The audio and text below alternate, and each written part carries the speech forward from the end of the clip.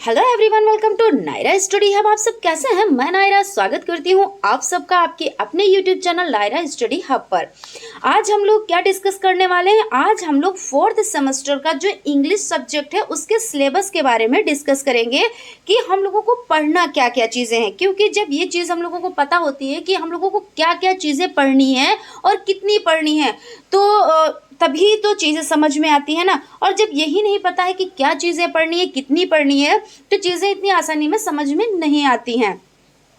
तो हम लोग सिलेबस पे डिस्कस करेंगे। इससे पहले ये डिस्कस कर लेते हैं कि देखिए फर्स्ट सेमेस्टर और थर्ड सेमेस्टर में कौन कौन से सब्जेक्ट थे, यानी कि कौन सा सब्जेक्ट हमने चूज़ किया था। क्योंकि एक सब्जेक्ट ऐसा होता है जिसको चूज़ करना होता है, बाकी तो सारे सब्जेक्ट लेने होते हैं लेकिन एक सब्जेक्ट चूज़ करना होता है। तो फर्स्ट और थर्ड सेमेस्टर में आपने अगर संस्कृत ली तो आपका संस्कृत होगा, और इंग्लिश यानी कि देखिए उर्दू और संस्कृत उसमें आपको चूज करना होता है। कुछ बच्चे क्या करते हैं, उर्दू लेते हैं और कुछ बच्चे संस्कृत लेते हैं। लेकिन आपका जो सेकेंड सेमेस्टर और फोर्थ सेमेस्टर होता है इसमें आप लोगों को इंग्लिश लेनी होती है, ठीक है ना। तो क्या चीज़ देखिए फर्स्ट और थर्ड में आप चूज़ करेंगे कि आपको संस्कृत लेनी है या उर्दू लेनी है। उसमें से कुछ बच्चे संस्कृत लेते हैं और कुछ बच्चे उर्दू सब्जेक्ट चूज़ करते हैं। उसके बाद जब सेकेंड सेमेस्टर आता है तो उसमें आपको इंग्लिश लेनी होती है, प्लस आपको फोर्थ सेमेस्टर में भी इंग्लिश पढ़नी होती है। तो यही चीज़ यहाँ पे है कि अब आपका फोर्थ सेमेस्टर आ गया तो फोर्थ सेमेस्टर में आपको इंग्लिश पढ़नी है।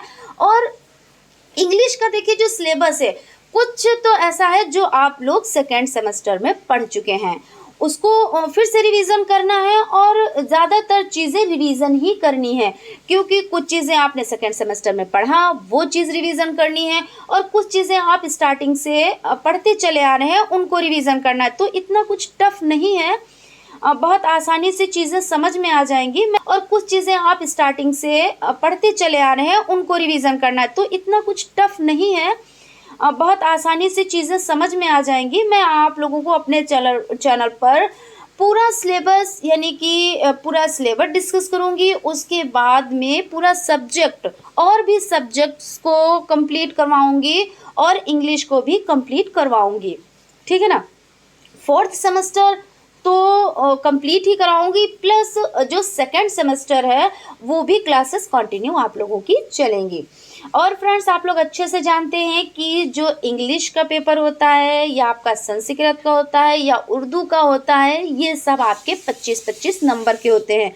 तो इसमें 25 नंबर में अगर आप 12 नंबर ले आते हैं तो ये पासिंग मार्क्स होते हैं। लेकिन सिर्फ पासिंग मार्क्स से तो काम नहीं चलने वाला, तो इतनी कोई बहुत ज़्यादा मेहनत भी नहीं करनी पड़ेगी। लेकिन हाँ डीपली आप लोगों को क्लास अटेंड करना रहेगा, अच्छे से आप लोग पढ़ेंगे। तो मैं ये नहीं कहती कि 25 में से 25, लेकिन हाँ 23-24 नंबर आप लोगों के आसानी से आ जाएंगे, ठीक है ना फ्रेंड्स। तो चलते हैं डिस्कस कर लेते हैं कि सिलेबस में कौन कौन सी चीज़ें पढ़नी हैं।